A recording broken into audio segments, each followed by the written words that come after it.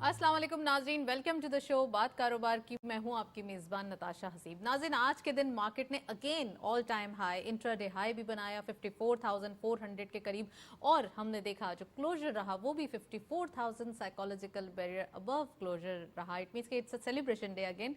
Daily basis पे daily market के numbers strong होना, मार्केट की प्राइस अर्निंग मल्टीपल के अभी तो हम के पैरेलल भी नहीं गए, उसके बावजूद इतने अच्छे नंबर्स एनहांस हो रहे हैं। डेली बेसिस पे हम अचीव कर रहे हैं, कोई ना कोई नया माइलस्टोन पंच करते हैं। डेली बेसिस पे कोई ना कोई गुड न्यूज़ आती है। इकोनॉमिक पॉइंट ऑफ व्यू से तमाम फ्रंट्स जो हैं वो बेहतर दिखाई देते हैं। इंटरनेशनली जो जियो पॉलिटिकल सिचुएशन है वो ज़रा थोड़ा सा इम्पैक्ट पाकिस्तान को नहीं कर रही, उसके बावजूद हम देख रहे हैं वहाँ पे तो है सूरत हाल, लेकिन पाकिस्तान को उसका इम्पैक्ट नहीं हो रहा। तो हमारे पास चीज़ें जो है वो बेहतरी की तरफ आ रही हैं।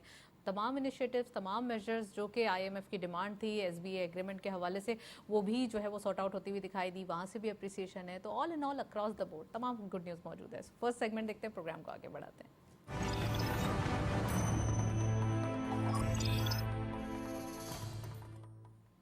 टॉपिक ऑफ द डे में आज हम बात करेंगे ओवरऑल इकोनॉमिक नंबर्स के हवाले से, साथ साथ हम बात करेंगे वो चीज़ें जो स्टॉक मार्केट को ज़्यादातर पंच कर रही हैं पॉजिटिव डायरेक्शन में। ऑल टाइम हाई हिट्स नज़र आ रहे हैं। इसके पीछे कोई ना कोई तो बात होगी, कोई ना कोई रीजंस होते हैं, कोई ना कोई ट्रिगर्स होते हैं, वो आज हम डिटेल डिस्कस करेंगे।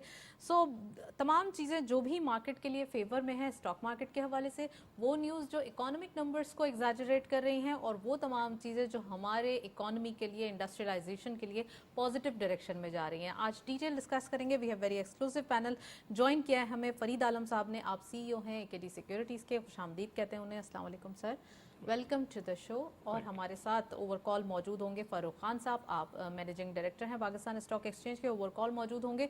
और डॉक्टर अयूब मेहर साहब भी हमें ज्वाइन करेंगे। सो वक्तन व हम जो है वो इन तमाम गेस्ट्स को शामिल करेंगे। अभी फरीद आलम साहब मौजूद हैं यहाँ पर, तो उनको खुशामदीद कहते हैं। सर, सबसे पहले ये बताइए कि इकोनॉमिक नंबर्स का स्ट्रॉन्ग होना, स्टॉक मार्केट इन्हांस होना और स्टॉक मार्केट का इतना ज़बरदस्त परफॉर्म करना, इन तमाम चीज़ों के पीछे राज क्या है? कौन से रीजंस हैं जो आप समझते हैं इनके रीजंस बिहाइंड हैं? जी बहुत शुक्रिया। देखिए, आपका मैं प्रोग्राम देखता हूँ बड़े शौक से हर दफ़ा, और ये ज़बरदस्त का लफ्ज़ इस्तेमाल करके आप हमारा ईगो तो मोरल और बूस्ट कर देती हैं।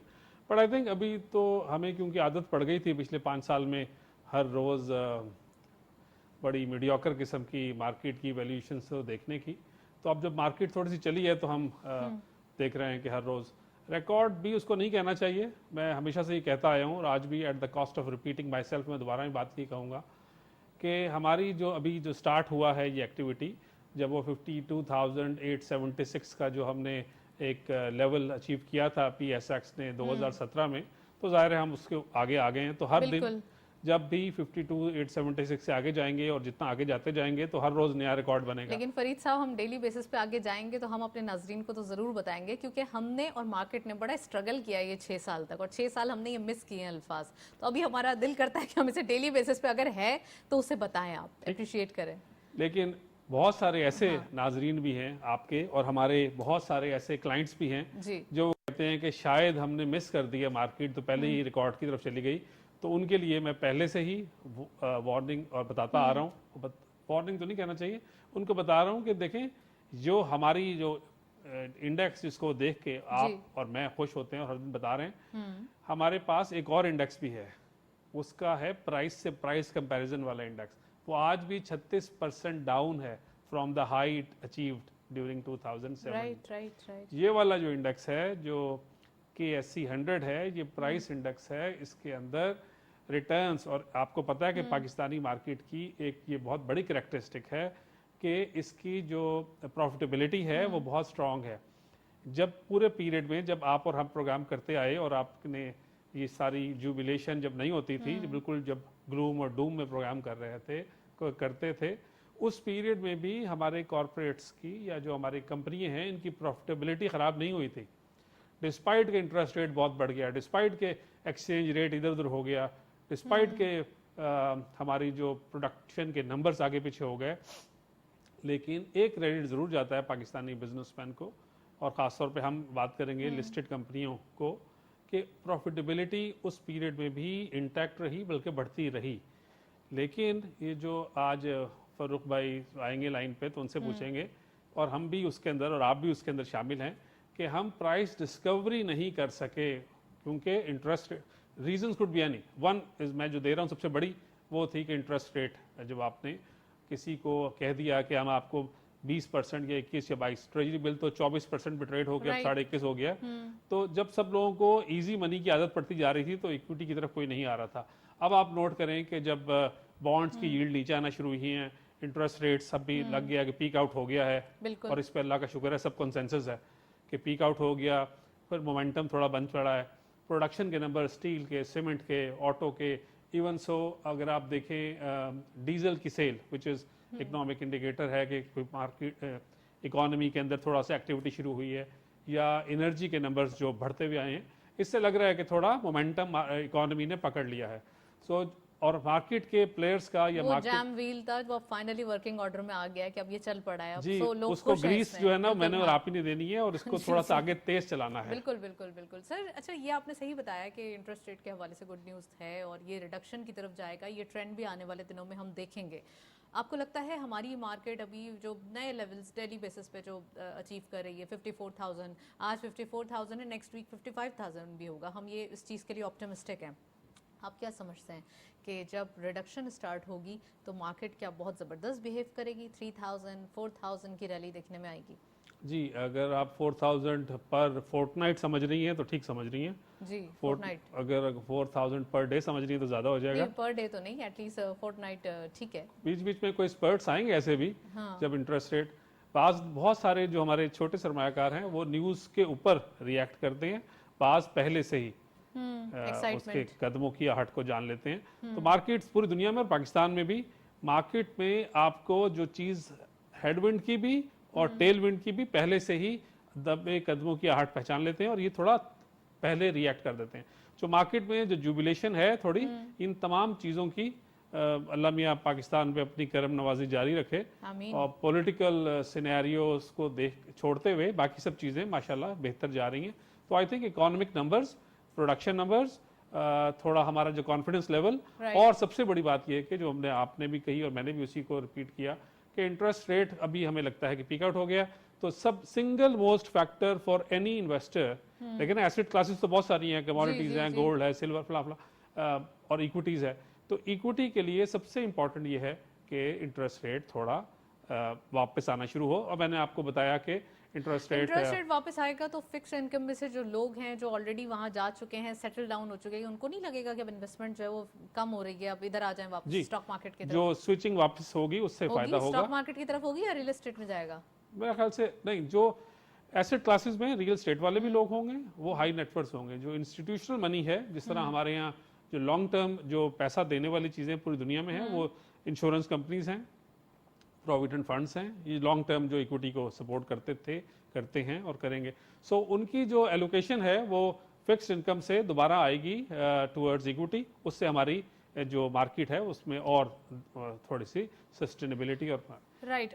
आईएमएफ की तरफ से अप्रिसिएशन आ चुकी है already, finance team is going good. अभी तमाम चीज़ें फाइनेंस टीम की नेगोशिएशन पर या और भी कुछ, अगर उनके हम अगर बात करें उनकी क्रेडिबिलिटी पे, या फिर अगर ये कहें कि right man for the right job, तो तमाम हमें जो बॉक्सेस हैं वो फुल होते हुए दिखाई देते हैं। आपको क्या लगता है कि अब जो आने वाले दिनों के लिए आईएमएफ की कंडीशनैलिटीज़ फर्दर आएंगी, जो कि अभी तक तो सही है, सेकेंड ट्रांचेस ओके, अब 700 मिलियन तो आ जाएंगे, लेकिन आने वाले दिनों के लिए फर्दर जो हमारी जो थर्ड ट्रांच होगी उसके लिए क्या होगा, और क्या कंडीशनैलिटी में वन ऑफ दी प्राइवेटाइजेशन या कोई ऐसी डिमांड जो कि हम एक्सपेक्ट नहीं कर रहे, अगर वो आ जाएगी तो उसके ऊपर क्या रिएक्शन होगा? देखिए, आपने इसका जो असर था पाकिस्तान के आईएमएफ के 28 जून को जो स्टैंड बाय एग्रीमेंट हुआ था, उसका रिएक्शन तो आपने देखा कि जून कैसा था। कि अभी इसके आंसर को मैं पिछले वाले आंसर से कंबाइन कर दूं कि सिर्फ जुलाई 2023 का नंबर एक महीने का, उसमें हमारी रिटर्न जो थी तकरीबन 17% जैसी थी। अच्छा, फॉर 1 मंथ ओनली। इसी तरह अक्टूबर के महीने में भी मेरे ख्याल से 12.5% की रिटर्न है for the month of October only. इसमें मैं कंपाउंड नहीं कर रहा, इसको मल्टीप्लाई बाय 12 नहीं कर रहा, मैं सिर्फ एक महीने की बात कर रहा हूँ। ठीक है। सो जो फिक्स्ड इनकम वाले लोग जो 24 पे हाईएस्ट गया, फिर 23, फिर 22, फिर 21, और अब हमें लगता है कि 20 के नीचे आ जाएगा इंशाल्लाह बिफोर 31 दिसंबर। तो एक तो वो वाली बात वहाँ तक आई। जो आपने दूसरी बात की कि जो थोड़ा गैप है, ज़रूर है कि 28 बिलियन और देर अबाउट है, और रोल ओवर और सारा कुछ करने के बाद जो स्टैंड बाय के बाद जो मेजर प्रोग्राम होगा उसके अंदर क्या एक्टिविटी होगी, a bit early, but I'll try to comment on the right person for the right job. अगर वो इतना आसानी से केयर टेकर सेटअप में आप जैसे एक्सपर्ट एंकर ये बात कर रहा है, तो जाहिर है बाकी दुनिया के भी जहन में आती होगी बात. So I think if it is possible to have a right person for the right job in caretaker setup, hope it continues in the political setups as well. So if that is if the economic numbers that we are seeing, ये जो जो हमने कोई barometer लगाया है वो इस sense में नहीं, वो इस सेंस में है कि हमने कितना टाइम पहले सहा IMF का पैकेज अवेल करने के लिए, कितनी हमने शराइत दी, उसके बावजूद बहुत मुश्किलात हमने सही हैं, आप भी मानते हैं हम भी मानते हैं, जो लास्ट 2 इयर्स थे बहुत मुश्किल थे, टिपिकली बहुत मुश्किल थे अगर हम बात करें स्टॉक मार्केट के लिए या फिर चले हम बात करें पूरे इकोनॉमिक इंजन के लिए. लेकिन अब जो कि एक इंजन भी हीटअप हो गया है, स्टार्ट भी हो गया, एक अच्छे से हमें चीज़ें भी, माइलस्टोन्स भी दिखाई दे रहे हैं, कुछ राइट मेजर्स भी देखे जा रहे हैं, काइंड ऑफ SIFC और इस तरीके के कुछ मेजर्स. तो आप नहीं समझते कि अब हमारे लिए बहुत इजी एक्सेस हो गया है, लाइक IMF से बात करना, ओ गॉड IMF से स्टार्ट हो रही है, अच्छा भाई प्रीव्यू अभी है, ओके फिर अब क्या हो रहा है, चलें भाई एप्रिसिएशन आ गई, बहुत जल्दी क्विकली हमारे पास आंसर्स आए. मेरे ख्याल से 2 पॉइंट्स हैं. एक तो मैं आपको इस लाइन को टो करते हुए आगे आप कमेंट एग्री करूंगा कि जिस तरह गैस का जो प्राइसिंग में इंक्रीज किया, बिकॉज गैस के साथ गैस प्राइसिंग में हम बहुत ज्यादती कर रहे थे अपने आप के साथ, not realizing what we were up to. हम लोग गैस की प्राइसेस को हमने रिडिकुलसली लो रखा हुआ था, और ये कोई पॉलिटिकल गवर्नमेंट इस तरह का शायद ना कर सकती या देर लगाती. सर मैं यहाँ आपको पॉज करूंगी. अभी हमें ज्वाइन किया है फारूक खान साहब ने, आप MD हैं पाकिस्तान स्टॉक एक्सचेंज के. उनको खुशामदीद कहते हैं. अस्सलाम वालेकुम sir, welcome to the show. जी अस्सलाम वालेकुम. फारूक खान साहब, थैंक यू सो मच, आपने प्रोग्राम में ज्वाइन किया. सबसे पहले ये बताइए कि स्टॉक मार्केट अगेन एक हायर लेवल पे दिखाई देती है, 54,000 का माइलस्टोन आफ्टर 6 ईयर. हम ये बड़े अच्छे दिन डेली बेसिस पे देख रहे हैं, क्या कहेंगे आप?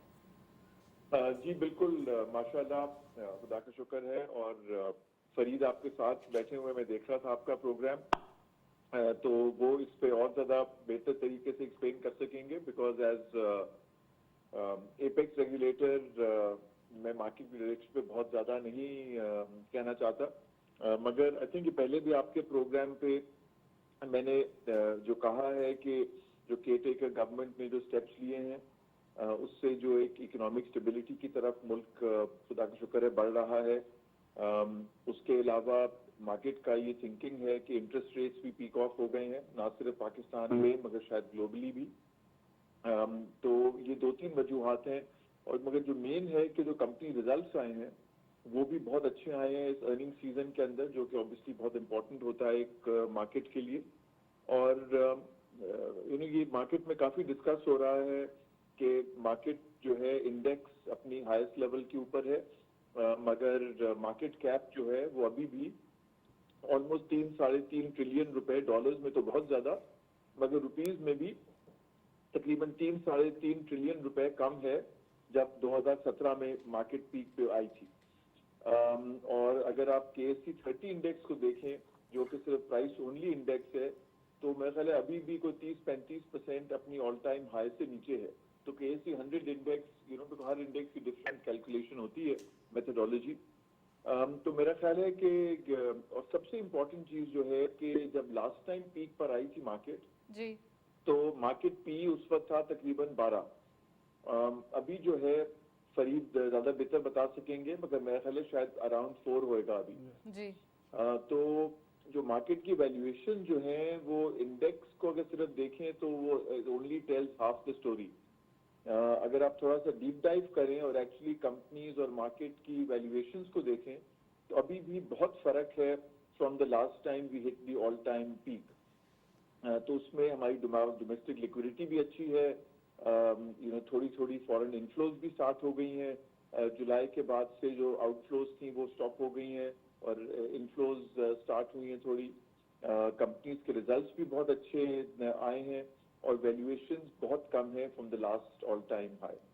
तो मैं सर, आपने बड़े तमाम इंडिकेटर्स को, कंक्लूजन मैं फरीद के लिए छोड़ूंगा जी, ड्रॉ करने का, जी. मगर आई जस्ट वांटेड टू ले दीज फैक्ट्स आउट कि सिर्फ एक इंडेक्स को ना देखें, इन्वेस्टर्स को थोड़ा सा ज्यादा डीपर एनालिसिस करना चाहिए। राइट फरीद साहब, आप कुछ सवाल करना चाहेंगे क्योंकि अभी आप भी जिक्र ही कर रहे थे इनका। नहीं, आई थिंक फारूक साहब has summed it up well के जो चीज़ें हैं, जो रिजल्ट्स हैं, जिस तरह हम बात कर रहे थे कि कॉर्पोरेट रिजल्ट्स पूरे पीरियड में हे वाई नहीं हुए, वो सही रहे, और पाकिस्तान में डिविडेंड यील्ड्स यानी एक तो अर्निंग्स ग्रोथ मोमेंटम इंटैक्ट रहा और बढ़ गया, और रिजल्ट्स जो आ रहे हैं आपके सामने, और डिविडेंड्स भी जो कंपनियां दे रही हैं उनके ने भी एक one of the very important factors for any potential investor कि वो जो डिविडेंड यील्ड वाले शेयर भी खरीदना चाहे तो वो भी एक डजन 2 डजन नहीं है, there are host of companies which are declaring dividends not only annually but biannually as well. तो इस वक्त सेविंग से जब वो वापस आएंगे, शिफ्ट करेंगे फिक्स्ड इनकम से शेयर मार्केट इक्विटी की तरफ, तो जो हर तरह के इन्वेस्टर क्लास होती है और बड़ा चंक जो है वो रिटेलर्स का है, तो रिटेलर्स ने अपने जो खर्चे निकालने के लिए भी उनको they will find any and every type of investor friendly shares और जो उनको उनकी केटर करेंगे रिक्वायरमेंट्स को। राइट आपने सही बताया।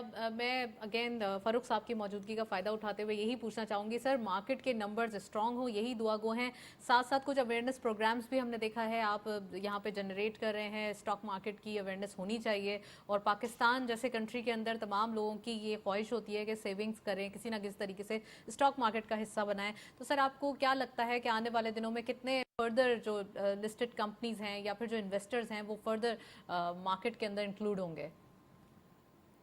देखिए, ये बिल्कुल मार्केट अवेयरनेस का, और ये हम लोग स्टॉक ब्रोकरेज फर्म्स के साथ भी क्लोजली काम कर रहे हैं, बिकॉज ऑब्वियसली जॉइंटली हमको मार्केट अवेयरनेस जो है वो क्रिएट करनी है।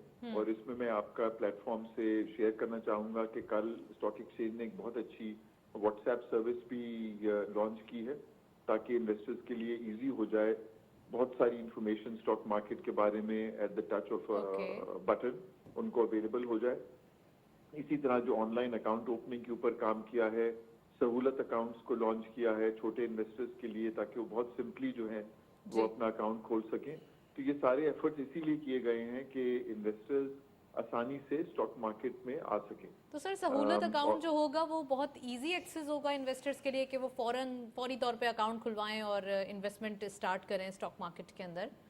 जी जी बिल्कुल, 10 लाख की लिमिट तक आपका जो है केवाईसी और जो रेगुलेशंस हैं वो बहुत ही सिंपल है। इसेंशियली आपका मोबाइल फोन, बैंक अकाउंट होए और आपके पास अपना एनआईसी नंबर होए, तो आपका विद इन फ्यू आवर्स जो है अकाउंट खुल सकता है, डिपेंडिंग कि आपके ब्रोकर ने कितना टेक्नोलॉजी को किया हुआ है। अभी मुझे किसी ने भेजा था कि नेशनल बैंक और टॉरस सिक्योरिटीज ने मिलकर लॉन्च किया है कि विद इन 24 आवर्स वो अकाउंट डिजिटली खोल देंगे, क्योंकि अब बैंक्स ने भी डिजिटली जो है अकाउंट अपने बैंक अकाउंट्स खोलते हैं। तो हमने बैंक्स के साथ ये भी एग्री किया हुआ है कि ब्रोकर्स और बैंक जो है वो कस्टमर इंफॉर्मेशन शेयर कर सकते हैं, ताकि एक ही दफा में दोनों अकाउंट्स खुल जाए।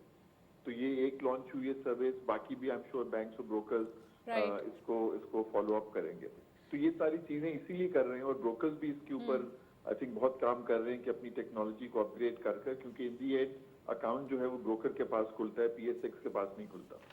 जो आपने दूसरी बात की आईपीओज की, उसके अंदर आईपीओज का बहुत स्ट्रॉन्ग इंटरेस्ट था, मगर पिछले 6-8 महीने में जो मार्केट की वैल्यूएशंस थी और हाई इंटरेस्ट रेट्स की वजह से काफी लोग रुक गए थे। तो अब वी आर सीइंग के वो वापस उन्होंने अपने एप्लीकेशंस को रीएक्टिवेट किया है। तो इंशाल्लाह आई एम क्वाइट होपफुल कि अगले कुछ महीनों में we will see some good IPO flows. Sir आप हमारे साथ मौजूद रहे, मैं फरीद साहब से पूछना चाहती हूँ सर, फारूक साहब की भी बड़ी कोशिशें हैं, आप लोगों की सबकी बड़ी कोशिशें हैं जो स्टॉक मार्केट की अवेयरनेस प्रोग्राम्स या स्टॉक मार्केट की जो वैल्यूएशन है उसके बारे में लोगों को सही परसेप्शन देना, रूमर्स को साइडलाइन करना, बहुत ज़्यादा काम किया है आप सब ने। आप क्या समझते हैं अवेयरनेस के हवाले से स्टॉक मार्केट की, ख़ासकर पाकिस्तान स्टॉक एक्सचेंज के यूनिवर्सिटीज़ में रोड शोज़ करना, इन्वेस्टर्स को बढ़ाना, इन्वेस्टर्स की तादाद को बढ़ाना, और साथ साथ इतने रिफॉर्म्स आ रहे हैं, तो आप समझते हैं कि कंपनीज़ के लिए भी एक साइकिल होना चाहिए कि अब आपको इतनी प्रॉफिटेबिलिटी के बाद अब लिस्टेड कंपनी बनना पड़ेगा। बहुत सारे बिजनेसेस हैं, बड़े बिजनेसेस, बिग गन्स हैं पाकिस्तान में। मेरे ख्याल से कंपनीज एक्ट 1913 और पुराने ज़माने में ये था कि अगर 200 से ज़्यादा एम्प्लॉइज़ हो या एक्स नंबर से ज़्यादा जी जी जी। रेवेन्यू हो तो आपको लिस्टिंग में जाना। But I think in this modern day and era this decision of going to the public should be left to the discretion of the sponsors. हाँ, देयर शुड बी, अभी जैसे जैसे गवर्नमेंट ऑफ पाकिस्तान को मौका मिले तो हमें कोई फिजिकल इंसेंटिव क्वालिटेटिवली और क्वांटिटेटिवली मिलना चाहिए, क्योंकि एक कंपनी जो अच्छी चल रही होती है, इसको हम लोग अपनी ज़बान में कहते हैं और I totally believe in this कि जो लिस्टिंग है ये कॉर्पोरेट वर्ल्ड की महराज है। आपने एक छोटा काम शुरू किया, हाँ। अच्छा चल रहा है, आपने सोल प्रोवाइडर के तौर पे किया, अच्छा चला, आपने पार्टनरशिप की, लोगों से पकड़ा पैसा, फिर और अच्छा कर रही कंपनी को और पैसा चाहिए, आप किसी बैंकर के अप्रोच किया, उसने कहा लिमिटेड कंपनी बुला के लाएं, अपने अकाउंट्स को ऑडिट करा के लाएं, आपने वो कराए, आपका कंपनी और अच्छी चल रही है, तो आपने अपने आप को अवाम की अदालत में पेश किया और लोगों ने, पैसिव इन्वेस्टर्स ने आपकी कंपनी में इन्वेस्टमेंट की और फिर उन्होंने भी फायदा उठाया। और कंपनी का साइज इतना बड़ा हो जाएगा कि आप फिर वर्ल्ड लेवल पे बिजनेस कर Because आप सकते हैं, देखें, आपको हमारे सिर्फ एक जो- कंट्री में तो नहीं करना ना। हाँ नहीं, अभी तो पाकिस्तान तक ही अगर रुके, हर स्पॉन्सर को एक्सेस टू फाइनेंस चाहिए होता है जिसने ग्रो करना है, लेकिन उनको ये होता है कि जो प्राइवेट इक्विटी वाले होते हैं वो उनके कारोबार में आके सीखना भी चाहते हैं और अपनी नौजवान नस्ल को साथ बिठा के समझाना भी चाहते हैं। So normally sponsors what they do, they I mean welcome passive investors. So हमारी जो स्टॉक मार्केट के अंदर जो पैसिव इन्वेस्टर जो उनको पूल ऑफ फंड्स ला के देता है। मैं फर्दर डाइसेक्ट करना चाहूंगी फरीद साहब, लेकिन मैं पहले एक सवाल और फारूक साहब से कर दूं। फारूक साहब, अब ये दिखाई दे रहा है कि आने वाले दिनों में बेहतरी की उम्मीद है, इकोनॉमिक नंबर्स भी बहुत अच्छे हो रहे हैं, finance team is very keen कि अब फाइनली तमाम चीज़ें बेहतर हों, आईएमएफ से भी जो है वो एप्रिसिएशन मिल चुकी है और उसके लिए भी रास्ते आसान हो चुके हैं, और तमाम स्टॉक मार्केट के लिए भी। आपने सहूलत अकाउंट का जिक्र किया।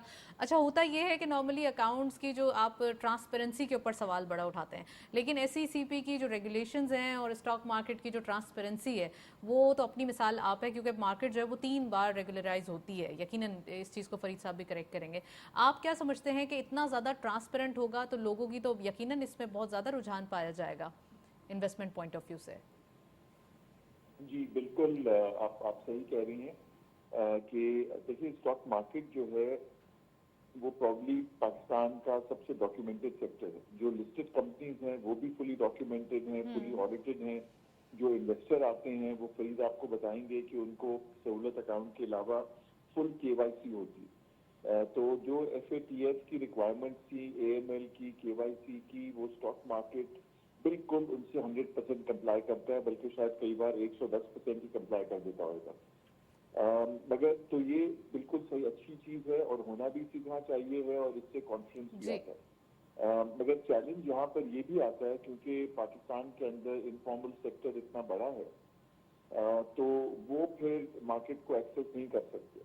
और स्टॉक मार्केट को टू बी फ्रैंक, हमने ये MOF के साथ, SBR के साथ, IMF के साथ भी कई बार टेकअप किया है कि हमें एक लेवल प्लेइंग फील्ड चाहिए, क्योंकि जब तक अगर दूसरी एसेट क्लासेस में इसी तरह की अगर नहीं होएगी रिक्वायरमेंट फॉर ट्रांसपेरेंसी, तो फिर जाहिर है जो इनफॉर्मल सेक्टर में जितनी वेल्थ है वो उन एसेट क्लासेस में जाएगी और प्रोडक्टिव सेक्टर में स्टॉक मार्केट में नहीं आएगी। तो ये हमारे लिए अपॉर्चुनिटी भी है और एक बहुत बड़ा चैलेंज भी है। राइट, चलें जी sir, thank you so much. And again एक सेलिब्रेशन डे है, तो आपको बहुत बहुत मुबारकबाद मार्केट के नंबर्स के हवाले से। प्रोग्राम में ज्वाइन किया फारूक साहब ने हमारे साथ मौजूद थे और तमाम डिटेल एनालिसिस हमने देखे, क्योंकि मार्केट के नंबर्स स्ट्रांग हो रहे हैं, उसके पीछे रीजंस हैं, रीजंस हम डिस्कस करने की कोशिश कर रहे हैं, फर्दर मालूमात भी हासिल करेंगे। फरीद साहब भी हमारे साथ मौजूद हैं। फरीद साहब, अब आपको क्या लगता है, एक तो मैंने आपसे क्वेश्चन बोला था, मैं फर्दर डाइसेक्ट करूँगी, वो ये कि हमारे पास जो बिजनेसेस साइज़ हैं या साइजेस जो हैं वो ज़्यादा बड़े नहीं हो पाते as compared to other countries businesses. वहाँ पे ये दिखाई देता है कि कोई कंपनी बिजनेस करती है, फाइनली उसके फिर country to country multi billion start हो जाते हैं बिजनेस पॉइंट ऑफ व्यू से। हमारे यहाँ साइज़ इतना ज़्यादा बड़ा नहीं हो पाता, इसकी क्या वजूहात हैं? और क्या हमारे यहाँ वही लिस्टेड कंपनीज वाला इशू है या फिर वही इनफॉर्मल चैनल वाला जो कि फारूक साहब ने पॉइंट आउट किया? देखिए, मैं इसके आंसर में मैं थोड़ा सा हैट चेंज करूंगा अपना। मैं थोड़ा सा क्रिटिक हैट पहना के पहले आंसर दूंगा, फिर then I will go to the normal hat which I continue wearing all the times. Pakistan में जो बिजनेसेस को एक फायदा हासिल है वो ये है कि हम लोगों को, जो पाकिस्तानी बिजनेसमैन को आदत पड़ गई है बहुत सारी चीज़ों की, चाहे वो प्लांट प्रोडक्शन हो, जिसे कार्टल मैं नहीं कहूँगा, प्लांट प्रोडक्शन कह लें, कार्टल भी कह सकते हैं आप, हमने गारंटीड सीमेंट वगैरह सब में देखा है ये। गारंटीड रिटर्न की बात कर लें, सब्सिडीज की बात कर लें, तो कपल ऑफ थिंग्स दैट हम अपने बिजनेसमैन को इंड्यूस करते हैं because of so many other restrictions that we pose on them as a system, as a country. तो हम ये वाली चीज़ें उनको ले और अट्रैक्ट करने के लिए देते हैं। सो मुझे बड़ी खुशी होगी और इंशाल्लाह होगी, अभी नहीं हो रही तो, but are businesses should also go beyond Pakistan, और वहाँ से कोई ब्रांड हमारा पाकिस्तान से बाहर जाए। 2 4 5 10 गए हैं, but I think we need to go beyond the boundaries of Pakistan in doing businesses. Suppose अगर हम बात करें टेक्सटाइल इंडस्ट्री की, टेक्सटाइल वर्क्स बहुत उसका अच्छा है और वो बहुत बड़े ब्रांड्स के लिए भी काम कर रहे हैं, लेकिन हमारी जो मार्केटिंग स्ट्रैटेजी है वो थोड़ा सा लैक कर जाती है। साइज बड़ा मैटर करता है, marketing is an expensive affair. तो जब आपके साइज ही दरमियाना किस्म का है और आपको मार्केटिंग में एक X% खर्च करनी पड़ रही है, तो हमारे जो बिजनेसेस हैं उनके पास इतना क्रिटिकल मास नहीं है कि वो अपने आप को ब्रांड बना सके। ब्रांड बनाना बहुत मुश्किल और सब्र आजमा और पैसे वाला काम है। दूसरा, लेकिन एक पाकिस्तानी प्रोफेशनल जब भी पाकिस्तान से बाहर जाता है तो आप नोट करेंगी substantial portion of the abundant, ये नंबर जाहिर है पूरे नहीं हो सकते, वो पाकिस्तानी प्रोफेशनल पाकिस्तान से बाहर जाके बहुत जल्दी अल्हम्दुलिल्लाह शाइन आउट कर जाता है। पाकिस्तान बिजनेसेस, जिस तरह हमने एक बात ली, उसको शायद थोड़ा स्ट्रगल करनी पड़ रही है अभी तक। आइंदा आने वाले दिनों में कैसे कंपेटिटिवनेस या एक बड़ी डिबेट है, फिर इसमें और टाइम दरकार होगा। अच्छा, again will come to market. आपको क्या दिखाई दे रहा है मार्केट के नंबर्स जैसे डेली बेसिस पे स्ट्रांग होते हुए दिखाई दे रहे हैं? आपने कहा कि डेली ऑल टाइम हाई है, क्या बात करना, मैं कह रही हूँ नहीं, ऑल टाइम हाई है, हम तो सेलिब्रेट करेंगे। तो और फर्दर सेलिब्रेशन हमारी कब तक जारी रहेगी? देखिए, मैंने आपको शुरू में बताया कि हम 28,000 जो KSE 30 इंडेक्स है, जो प्राइस टू प्राइस कंपैरिजन है, वो 28,000 गया था, आज 18,000 है। तो अभी उसमें 36% जब वो बढ़ के आएगा फिर हम बराबर आएंगे जो हमने अचीव किया था। उसके बाद वाली होगी कहानी कि हम आगे बढ़ रहे हैं उससे। इस पूरे पीरियड में जो हमने बात कर ली कि हमारे जो प्रोडक्शन के नंबर्स हैं वो इंक्रीज हो रहे हैं। फारूक साहब ने बड़ी सही बात की कि हमारी कॉर्पोरेट प्रॉफिटेबिलिटी जिस तरह की आ रही है, ऐसी ऐसी कंपनी है आपको 2 और 3 और 4 के प्राइस अर्निंग मल्टीपल तो मिल रही है जिसका आप सोच भी नहीं सकते थे। और there are certain banks as well, कि बैंक्स जिसके अंदर बुक वैल्यू सबसे इंपॉर्टेंट है। बाकी तो कंपनी को वैल्यू करने के लिए आपको बहुत सारी चीज़ें चाहिए, लेकिन बैंक, क्योंकि हमारा बड़ा स्ट्रॉन्ग रेगुलेटर है स्टेट बैंक, और प्राइस उनकी जो सबसे इंपॉर्टेंट चीज़ है to value a bank is the book value. So अगर एक बैंक विद टॉप 5 बैंकों में तकरीबन सारे ही ऐसे हैं जो अपनी बुक वैल्यू से बहुत नीचे चल रहे हैं, तो leaving aside their franchise value and the position and the profitability and the now that they have all started paying hefty dividends except one जो थोड़ा कम देता है। अब सारी चीज़ें अगर टिक मार्क हो गई हैं तो अभी वैल्यूएशन को वापस चले जाना चाहिए, लेकिन अभी वैल्यूएशन बहुत दूर है from what we had achieved. Reason क्या है? अभी लोगों का कॉन्फिडेंस आहिस्ता आहिस्ता आएगा, और ये जो लॉन्ग टर्म सरमाया डालने वाली कंपनी पाकिस्तान में है प्राइवेट सेक्टर में, वो तो इंश्योरेंस कंपनीज वगैरह, वो तो अभी नहीं वो तो अभी भी फिक्स्ड इनकम में बैठी हुई है। हाँ, जो स्टेट ओन्ड कंपनी है इंश्योरेंस में, उन लोगों को अल्लाह का शुक्र है कि वो उनकी मैनेजमेंट को समझ में आ रही है और they are switching slowly and gradually but consistently from fixed income to the equity market. Right, अगर ये म्यूचुअल फंड्स अगर थोड़ा सा इंस्टीट्यूशंस की बाइंग स्टार्ट हो जाती है स्टॉक मार्केट के अंदर, अगेन बहुत ज़बरदस्त हम तेज़ी देखेंगे और यही रैली देखेंगे, तो मार्केट कंसोलिडेट कब करेगी? किस नंबर्स पे आपको दिखाई देता है कि जो हमारे एक हार्ड कोर इन्वेस्टर्स हैं जो सुनना चाहते हैं आपको? मेरा ख्याल है कि मैं इंडेक्स का नंबर तो नहीं दे पाऊंगा, although I would love to, but national TV पे बैठ के, बट आई थिंक अभी हम बहुत दूर हैं उससे जो जहां हमारा मुकाम है, और यहाँ से 10, 20, 30 हज़ार पॉइंट बढ़ जाना अप टू 30 जून कोई बहुत बड़ी बात नहीं है। बट जो आपका एक जो सेकंड पॉइंट है कि हम कौन कौन से अवामिल होंगे, उसमें एक तो इंटरेस्ट रेट की बात हो गई है, पे आउट्स की बात हो गई है, और ये वाला कि इन्वेस्टर क्लास जो वापस आएगी उसके ऊपर बात कर लें कि इन्वेस्टर क्लास अभी तो पहले हमारी मार्केट से गया था गोरा, फिर ब्राउन भी चला गया था, फिर इंस्टीट्यूशनल मनी भी चली गई, तो जिसने बेचना था वो सारे अपना माल बेच चुके हैं। इस वक्त आप देखें ना, कोई चीज खरीदने जाएं अच्छी क्वालिटी का शेयर, तो आपको 10% तक ऊपर कोई आपको सेलर नहीं मिलता। तो यू हैव टू, वो हमारे यहाँ ना FOK होता है कि फिल और किल, और वो बहुत सारे कैट्स ऑपरेटर हमारे वो लगे होते हैं कि उनको बकेट में नजर ही नहीं आ रहा ऊपर तक माल, तो उनको फिर ऊपर जाना पड़ता है, ऊपर जाना। वरना जब, तो मेरा सिर्फ ये कहने का मकसद है कि सेलर्स जो थे दे अभी नजर नहीं आ रहे, बिकॉज वो सब माल अपना बेच गए हैं। अब जो रह गए वो हैं मालकान और स्पॉन्सर ज्यादा। और अच्छी बात यह है कि वो भी बाय बैक कर रहे हैं। तो न्यू फॉन्ड, बिल्कुल आपने सही कहा, और जब आपके ही मालिकान बाय बैक करते हैं तो आपको पता होता है कि इस कंपनी के अंदर कितना पोटेंशियल है। आप मुझे बताइए कि फॉन्डर्स कब तक आएंगे हमारी मार्केट के अंदर, क्योंकि 2017 के बाद से हमने कोई ऐसा बाइंग पोजीशन या फॉन्डर्स, मैं आपको एक बात बताऊंगा, देखी नहीं थी। और आप और मेरे बहुत सारे नाजरीन इस बात पे थोड़े परेशान होंगे। When the good old days, when the fund managers used to visit Pakistan, और इंशाल्लाह दोबारा भी आएंगे, तो एक फंड मैनेजर सिंगापुर बेस्ड था, खातून थी एक, वो एक दफा पाकिस्तान आई, हमने उसको 5-10 अच्छे कॉर्पोरेट से मिलाया, वो गई, उसने होमवर्क किया, वापस आना चाह रही थी, और हमारे लोगों ने उसको वीजा नहीं दिया।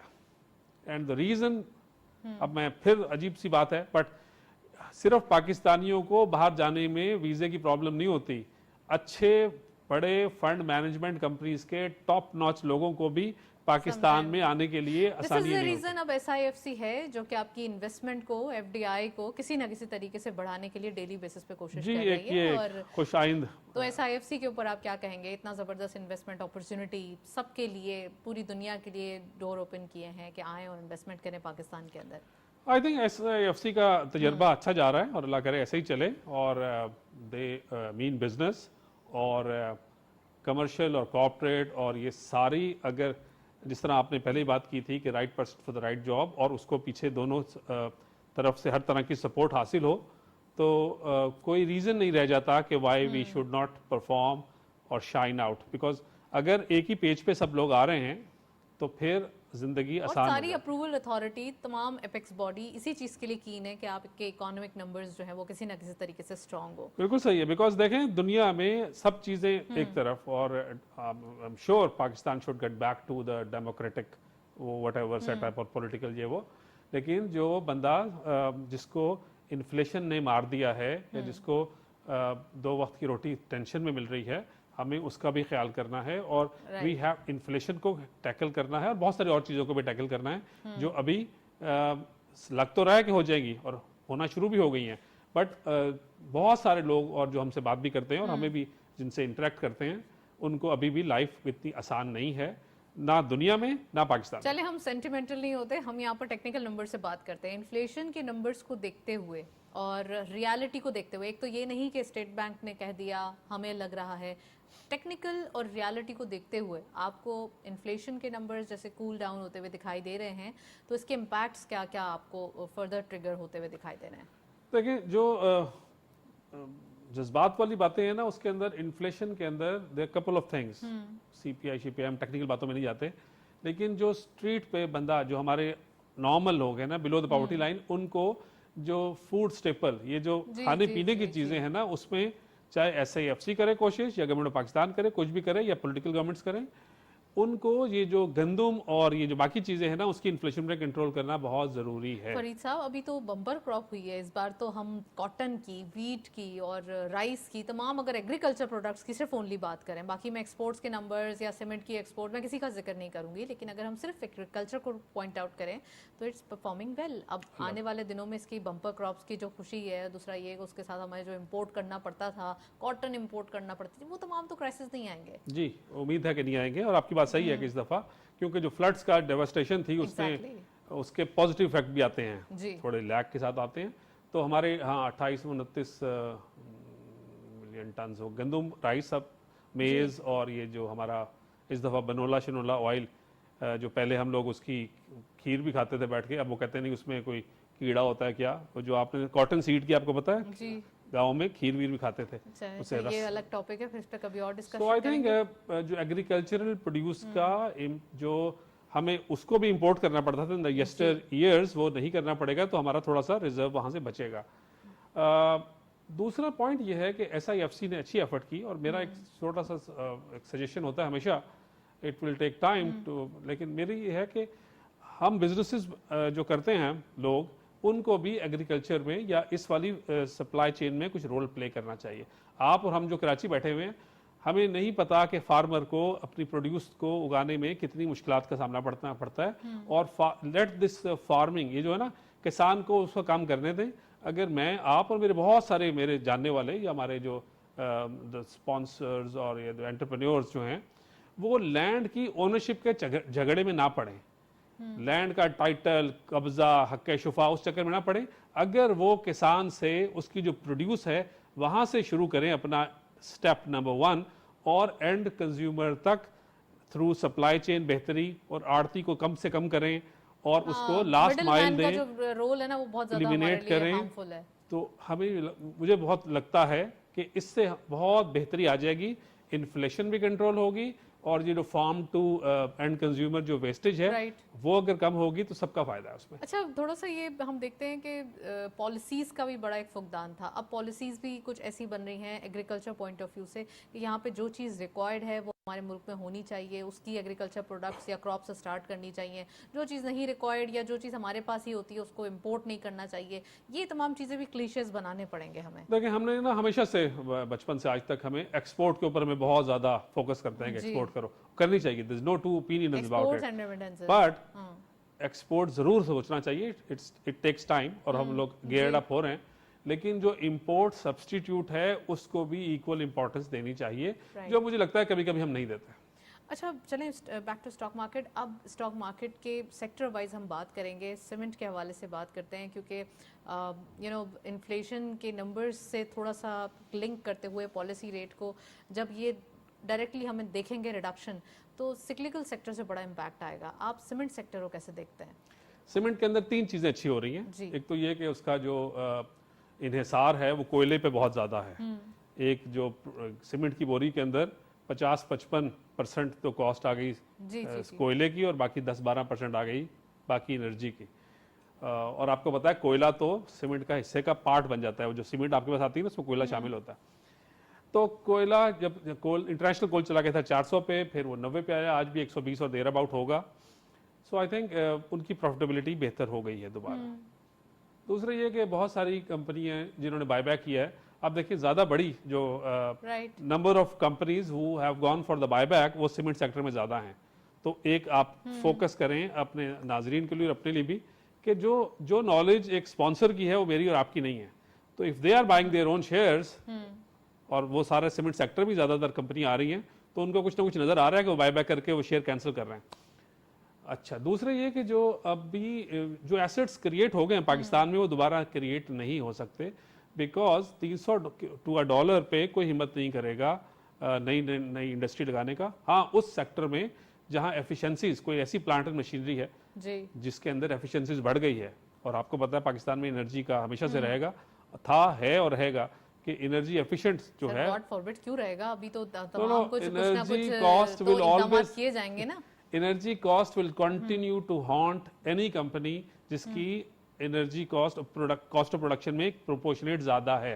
ओके। तो अगर कोई ऐसा, मेरे पास प्लांट है, मैं स्टील मिल हूँ, मैं स्टील मिल चला रहा हूँ, मुझे जो पुराना प्लांट लगा हुआ है वो ले रहा है सपोज 10 यूनिट्स, और जो नया आ गया है वो ले रहा है 4 यूनिट्स, तो मैं कुछ भी करूंगा, I should go for it exactly. As a nation भी और मेरी कंपनी वाइज भी।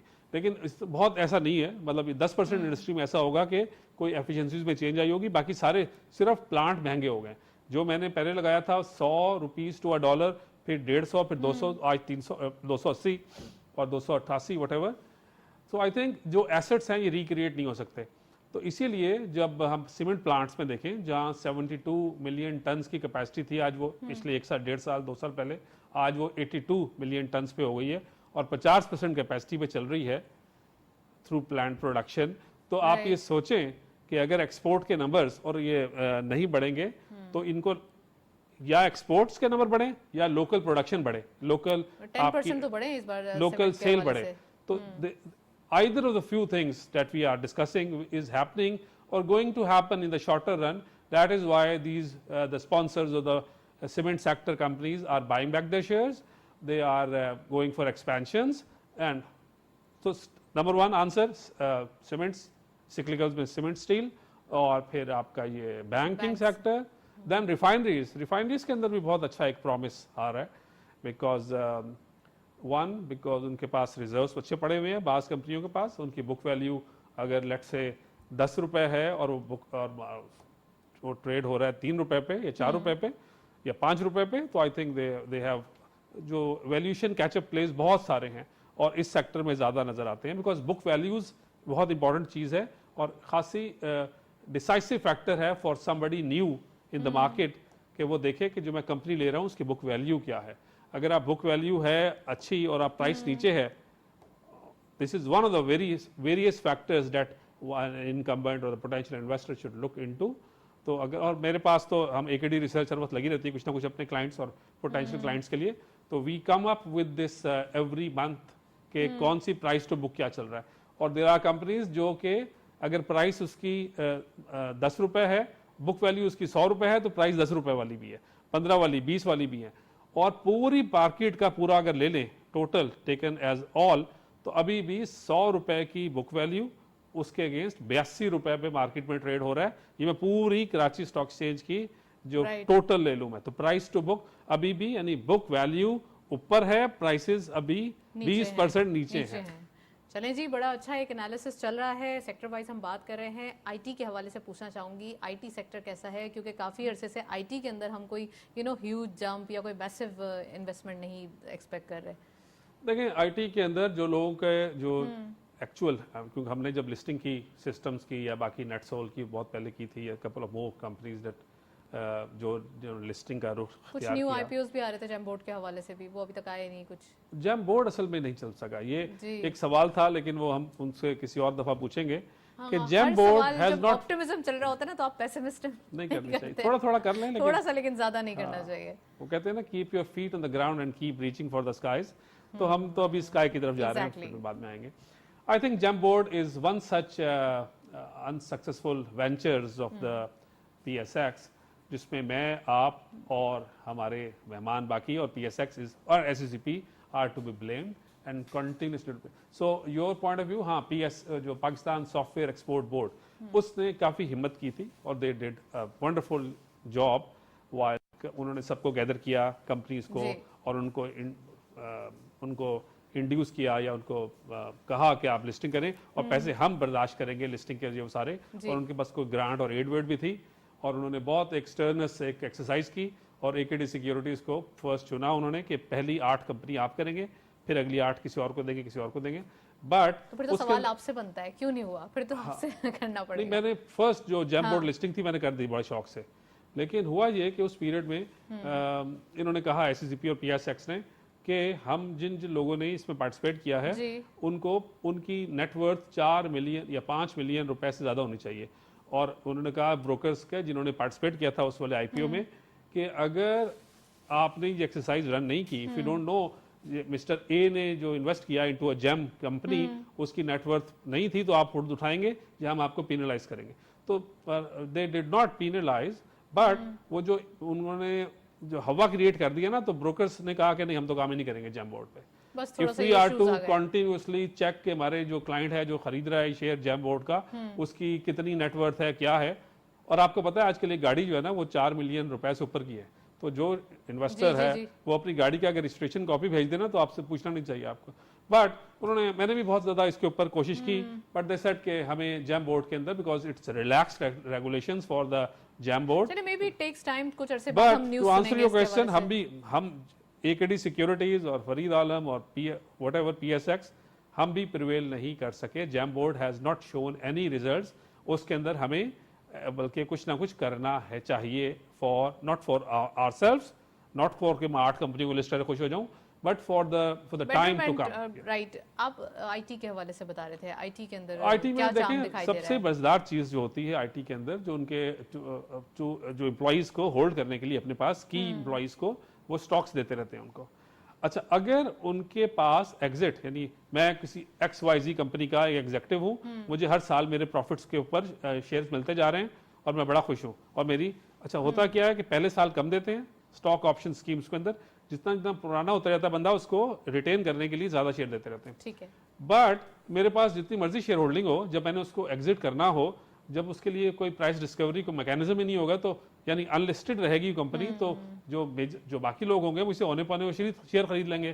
तो I continue to urge those people who are getting the shares without any value कि आप कन्विंस करें अपने स्पॉन्सर्स को कि वो कंपनी लिस्ट करें, ताकि जब आप अपने शेयर बेचना चाहें तो आपके पास कोई प्लेटफॉर्म तो हो जिस पे बिके। सो वन, और दूसरा ये कि आईटी में था कि हम जो पैसा बाहर ले जाना चाहते हैं, हमारा पैसा सारा बाहर से आता है, हम पहले 35 था 50 कर दिए, तो हमारा जो मिनिस्टर साहब हैं they are up to it, although they have taken about 4-5 years to come up to the expectations of the sponsors of these IT companies, but I think we are in the right direction, although we have wasted a lot of time. Okay. तो मेरा ख्याल से IT sector में सबसे बड़ा फायदा ये है कि देखें ना, बाकी आप जो भी एक्सपोर्ट कर रही हैं उसका 70% रॉ मटेरियल इंपोर्ट होता है, फिर आप एक्सपोर्ट कर रही होती हैं। जहां सबसे बड़ा फायदा यही है कि सब कुछ यहाँ अवेलेबल है और सिर्फ आपने उसको चैनलाइज करना है, मटेरियलाइज करना है और आपने एक्सपोर्ट के नंबर बढ़ाने हैं। सर्विस सेक्टर है ना, आपको बहुत तरीके से आप अच्छा ले इसमें आ सकता है। और इसके अंदर अगर हम थोड़ा सा ज्यादा अपने ब्रेन्स को इस साइड पे चैनलाइज कर दें टू कम अप, और उसके साथ ज्यादा अच्छा उठे बैठे हैं आप अपने the ones who are doing the IT businesses in Pakistan, कि अपना पैसा बाहर जो है उसके बजाय पाकिस्तान में ले आएं, तो थोड़ा सा बेहतरी हो जाएगी। और मेरे ख्याल से $8-10 बिलियन तो सिर्फ आईटी एक्सपोर्ट से पाकिस्तान ला यूज कर सकते हैं, मैसिव कर सकते हैं, क्योंकि हमारे नेबरहुड में काफी इसके ऊपर काम हो रहा है। $250 बिलियन तो sir auto sector, one last sector, because we are running auto sector में हुआ ये कि एक कंपनी, एक मल्टीनेशनल ने जब कहा कि हम बायबैक करेंगे, तो वो शेयर उनका 100 से उठ के 500 पे चला गया। सो अभी देखें कि जो स्पॉन्सर अपनी बातें करते हैं ना कंपनी के सेल वेल की, तो वो अगर लिस्टेड कंपनी भी हो और वो कंट्रोल बेच रहा हो, तो वो हमारे जो प्राइस डिस्कवरी स्टॉक एक्सचेंज में हो रही है उसकी बात नहीं करता ना, वो रुपए में बात करता है, वो डॉलर में बात कर रहा होता है। हाँ, मेरा प्रोजेक्ट जो है ना $50 मिलियन का है, तो अगर आप $55 मिलियन का लेना चाहें तो लें। सो आई थिंक ऑटो सेक्टर के अंदर काफी देर से अब थोड़ी गवर्नमेंट ने सख्ती की है। उन्होंने कहा कि डिलीशन प्रोग्राम है और एक एक्सपोर्ट के नंबर्स हैं। एक इनके ऊपर एक कंडीशन लगाई थी कि आपने इतना एक्सपोर्ट करना है, परसेंटेज मुझे याद नहीं होगा, मेरा रिसर्च अच्छा बताएगा, but I think they had asked every OEM कि आपने X% एक्सपोर्ट करनी है, वो तो नहीं कर सके। एक ये चीज, और दूसरा ये कि डिलीशन प्रोग्राम कि आपने जो पार्ट्स हैं अपने वो पाकिस्तान में ही बनवाने शुरू करने हैं।